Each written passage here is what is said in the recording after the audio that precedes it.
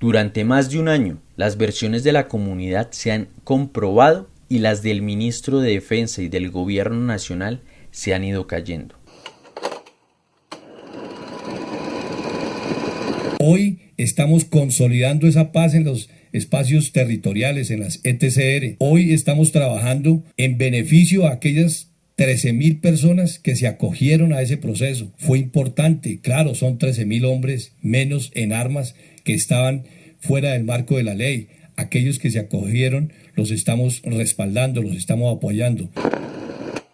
La realidad no ha sido así, o por lo menos no lo fue para el firmante de paz, Dimar Torres, quien además de ser asesinado en estado de indefensión, iba a ser echado a una fosa por militares. La voz es del entonces comandante del ejército Nicasio de Jesús Martínez Espinel en una entrevista a la FM. La sombra de los falsos positivos ha sido la protagonista en el retorno del uribismo al poder, y uno de los rostros más crueles justamente ha sido el de Dimar.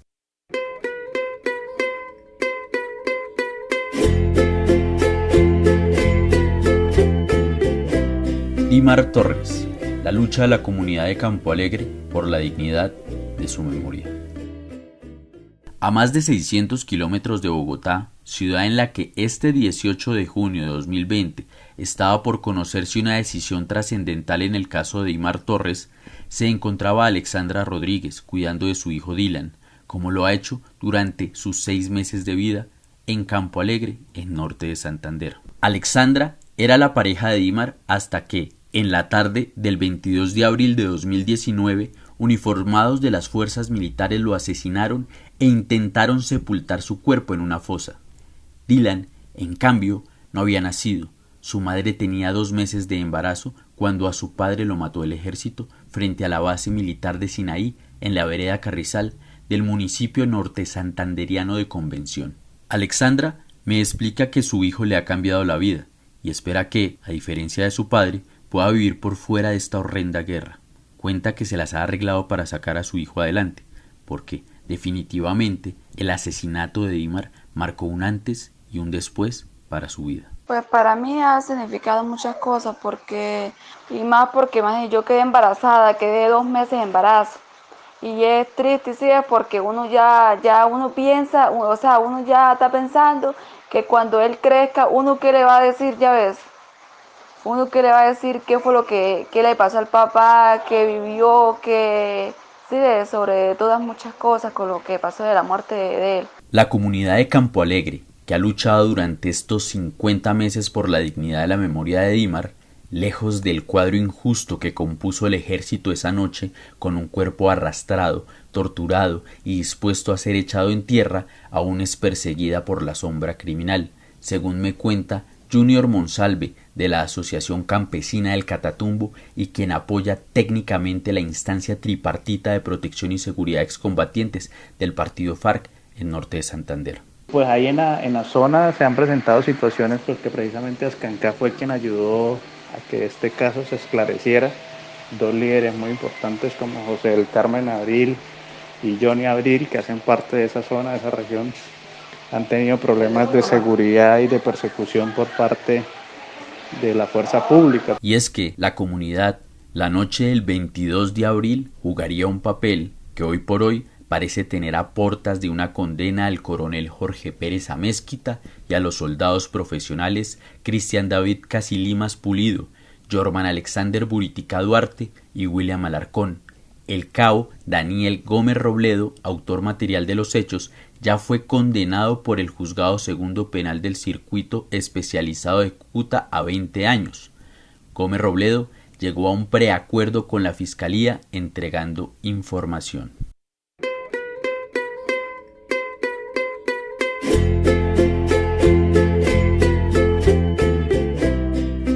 En la vereda de Campo Alegre, en el municipio de Convención, esa noche se dio a cabo la acción soberana del pueblo salvando al pueblo, y aunque no le salvaron la vida, se disputan la memoria. Están acá, ustedes dicen que está acá. ¿A Dimar? Sí, está aquí porque Dimar lo mataron ya nosotros sabemos muy bien que él está aquí, ya lo tienen, porque al momento que le iba pasando aquí le pararon. Tenemos retenido, aquí no tenemos nada. Dimar lo mataron. El señor que está diciendo Que lo tenemos aquí, por favor, ¿cuál es? No, porque ya no lo dijeron a nosotros, ya no lo dijeron que él está aquí. Entonces ya van a verificar visualmente si se encuentra, esos son falsos testimonios. Están hasta sudados, ya ves. Pero ¿quién no con este alegato? ¿Quién no? ¿Por qué están sudados? Uno hablando no le suda, uno hablando no le suda. Venga, venga, que no estamos sudando. ¿Por qué están sudados? Vamos a ver. 1 año y 2 meses después del asesinato de Dimar Torres, el juez 18 de Bogotá confirmó, en segunda instancia, medida de aseguramiento al coronel y a los 3 soldados. A este caso, como era de esperarse, no le ha faltado la polémica. De hecho, en algún momento hubo la intención de que el caso fuera juzgado por la justicia penal militar. La defensa de los uniformados pretendía que los delitos cometidos por la fuerza pública fueran vistos en el marco del servicio activo. Esa tesis se cayó, ya que el hecho no fue considerado como acto del servicio. De esta forma, Alejandro Ramírez, director ejecutivo de la Justicia Penal Militar, señaló en noviembre de 2019 que para esa instancia el caso del crimen de Dimar es un proceso de competencia de la jurisdicción ordinaria. Ya en enero de 2020, la Fiscalía imputó a los 4 militares retirados por el delito de homicidio en persona protegida. De hecho, señaló que el coronel Pérez Amézquita fue el determinador del crimen, pues el ente resaltó: sus órdenes de matar fueron concretas y directas a sus subordinados. De hecho, en el boletín número 31708, el ente acusador resaltó: durante las audiencias concentradas, el fiscal de conocimiento argumentó que la muerte del exintegrante de las desmovilizadas FARC se podría considerar como una ejecución extrajudicial en el entendido de que la víctima era una persona en estado de indefensión, desarmada y no combatiente. Los procesados no aceptaron los cargos en su contra.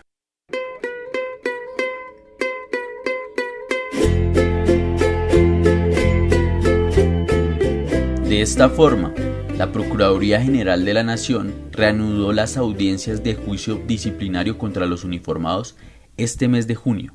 La Procuraduría quiere determinar la posible complicidad de 3 hombres del Batallón de Operaciones Terrestres número 11 en el crimen, así como la participación del coronel Pérez Amézquita como determinador del homicidio. A los soldados profesionales William Castillo, Jorman Buritica y Cristian David Casilimas se les indica la participación en cavar la fosa. Sobre Alarcón se les indica haber cogido el cuerpo de la víctima, arrastrarlo y dejarlo en un sitio despoblado.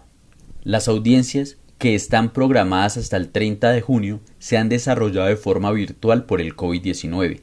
Paralelamente, la Fiscalía arrojó la decisión de la permanencia del coronel y los 3 soldados en la cárcel de alta y mediana seguridad para miembros de la fuerza pública del municipio de Facatativá, en Cundinamarca. Sobre la reciente decisión, Junior resalta: Pues creemos que es muy importante, se ha logrado demostrar que hubo una confabulación de altos mandos militares y planificación de la muerte de Dimar Torres, tal cual como la comunidad ese día lo expresaba, y que no fue un hecho aislado, sino que fue planificado y premeditado, y que se confabula más de que fue una ejecución extrajudicial a una persona protegida.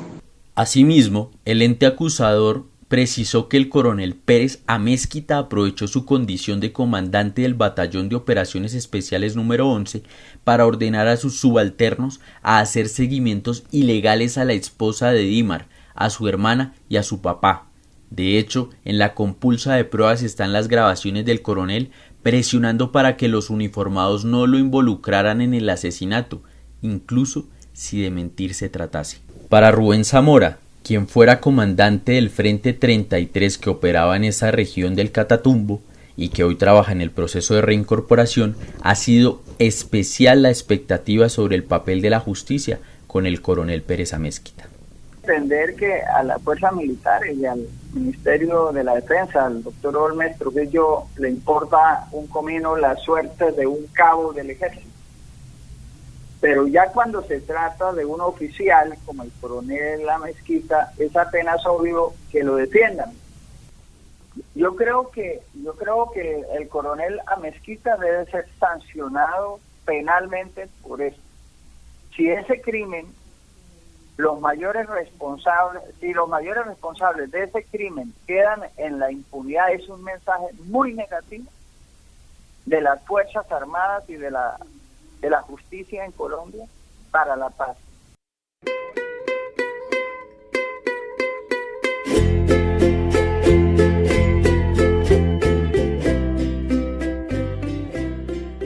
Retumba de esta manera el chat de WhatsApp que llevaba por nombre Dimar Torres, sobre el que el periodista José Guarnizo dio a conocer que el coronel Pérez Amézquita habría escrito: a ese man no hay que capturarlo, hay es que matarlo porque no aguanta que se vaya de engorde a la cárcel. A su vez, según lo escrito por Guarnizo, el coronel le ordenó al cabo que vigilara y que identificara al resto de la comunidad que estaba reclamando e invocando por el paradero de su paisano, y le aseguró textualmente: chequéelos, porque esos son los que siguen. Precisamente, Junior alerta la preocupante situación de las personas que han denunciado el asesinato de Dimar. Ya tenemos unas denuncias que después de la muerte de Dimar Torres, Johnny ha tenido situaciones con la fuerza pública, de empadronamientos, de detenciones de su esquema de seguridad, han encañonado prácticamente hasta sus escoltas. O sea, han habido unos hechos de intimidación, después porque ellos fueron los que lideraron toda la situación junto al presidente de Junta de la Vereda para que no quedara ese caso en la impunidad, y lograron pues en ese momento encontrar el cuerpo, la fosa donde estaban cavando y todo eso. Sin embargo, aunque quede trecho para la condena, Junior señala que la importante labor de la comunidad, por ejemplo, ha generado que las versiones que en su momento dio el ministro de Defensa, en cabeza del gobierno nacional, queden desmentidas.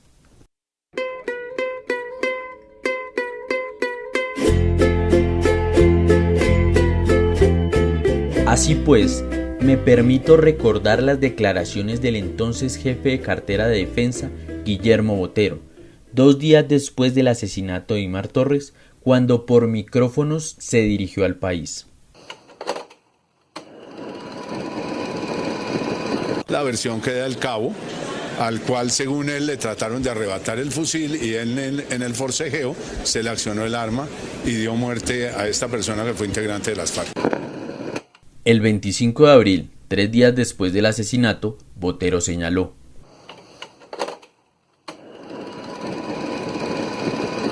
él había zafado la riata o el portafusil, que es la correa con que lo cargan, y había colocado el fusil al lado para lavarla en un arroyo cerca a donde va el oleoducto, que era lo que él estaba vigilando. En ese momento le intentan quitar el fusil, esta persona le intenta quitar el fusil, él defiende el fusil, se defiende de la otra persona, y en ese combate cuerpo a cuerpo que tienen entre los dos se acciona el arma, y esa es la versión que él entrega a la Fiscalía General de la Nación y alega la legítima defensa. En octubre de 2019, Botero estaba sin salida y contra las cuerdas.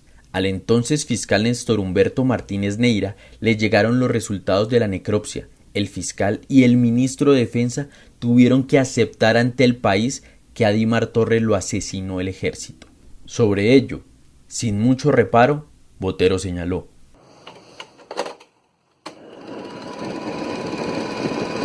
si hubo un homicidio, ha tenido que haber alguna motivación, a menos que haya sido un acto de esos de intemperancia o alguna cosa, vaya uno a saber por qué.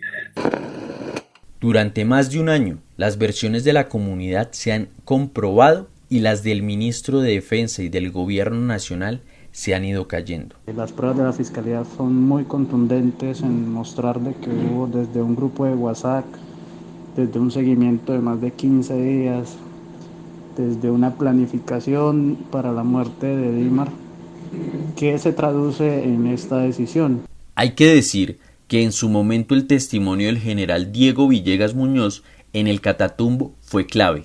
Este se dio unas horas antes de que el exfiscal Martínez Neira diera a conocer los resultados de la necropsia. Recordemos sus palabras en el Catatumbo frente a la comunidad.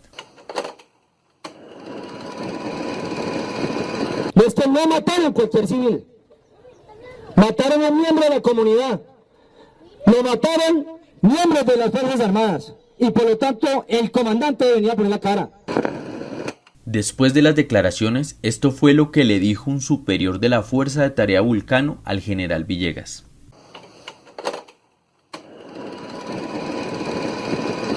Váyase para la guerrilla, para que las fuerzas militares tengan el honor de perseguirlo y sacarlo de allá. Si le dolió mucho que mataran a un guerrillero, ¿cómo no le dolió cuando matan a 50, 30, 20 soldados o los secuestran? Sin embargo, y muy a pesar que ante la opinión pública cayeran bien las palabras de Villegas sobre el reconocimiento del asesinato de Dímar, hay una sombra que lo persigue, un informe de Human Rights Watch. En el mes de febrero de 2019, la atmósfera de los falsos positivos en el prontuario de la cúpula militar del gobierno Duque han sido, sin lugar a duda, un personaje relevante en el caso Dímar. Villegas aparece en los informes de Human Rights Watch por la ejecución en 2008 de Homer Alcides Villada, un agricultor con discapacidad mental. Villegas comandaba el batallón Pedronel Ospina, que habría, según el informe, perpetrado el asesinato de Alcides, para después hacerlo pasar como combatiente de las FARC, muerto en combate. Según Human Rights Watch, Villegas certificó el pago de $1,5 millones a un informante, quien a la postre permitiría la supuesta baja de Alcides. En dichas investigaciones de Human Rights Watch estaba el entonces comandante del ejército Nicasio Martínez. En ella reposa un documento donde aparece la firma de Martínez certificando el pago de $1 millón a un informante, el cual, según el excoronel, fue fundamental para llevar a cabo 2 operaciones militares en 2005. En una de las mencionadas operaciones, los soldados dieron un reporte con un NN femenino y otro masculino, que se indicaban como pertenecientes al Frente 59 de las FARC. Posteriormente, los tribunales determinaron que no eran subversivos. Se trataba de Noemí Esther Pacheco Zabata, una niña indígena de 13 años, y Enrique Carrillo Arias, un hombre también perteneciente a una comunidad indígena. Esta atmósfera opacaba la credibilidad investigativa del ejército que exigía el caso de Dímar, ya que desde el principio la comunidad alertó que se trataba de una ejecución extrajudicial. Paradójicamente, a pesar de todas las estelas que ha tenido el caso, el coronel Pérez Amézquita y los soldados implicados en este nuevo episodio de falsos positivos están a la espera del juicio.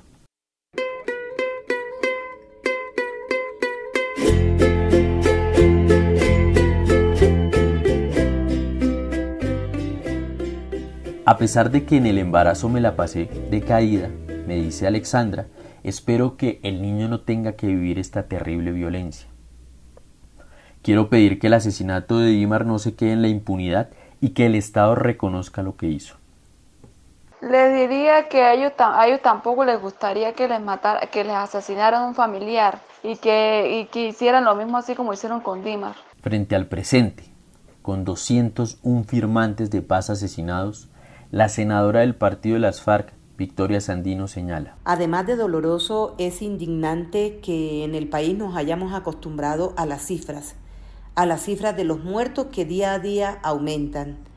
La cifra de asesinatos sistemáticos de nuestros compañeros es lo que se contabiliza toda la semana, todos los días en este país, sin una respuesta efectiva por parte del gobierno, por parte del Estado, con ese Estado con el cual firmamos un acuerdo de paz que no garantiza la vida de nuestros compañeros, que no ha cumplido el acuerdo y que además también nos asesina y nos criminaliza, tal como ocurrió en el Catatumbo con el asesinato en manos del ejército de nuestro compañero Dímar Torres. Pero así también hay varios hechos que no han sido esclarecidos a la fecha de hoy. Finalmente, Rubén advierte que en el departamento de Norte de Santander continúa vivo el fantasma. Desde que se fue el general Moreno de la segunda división del ejército y llegó el general Pinto, se ha agravado la situación de derechos humanos en el departamento Norte de Santander. Estos días incluso fue asesinado el excombatiente Mario, y ocurre precisamente en una zona militarizada, a 10 minutos incluso de uno de los puestos militares de unidades móviles, pero que ya tienen algunos días de estar ahí porque están erradicando a 20 minutos de una base militar, y bueno, donde hay varias patrullas, porque las patrullas hacen operaciones y se cubren unas con otras para hacer los registros.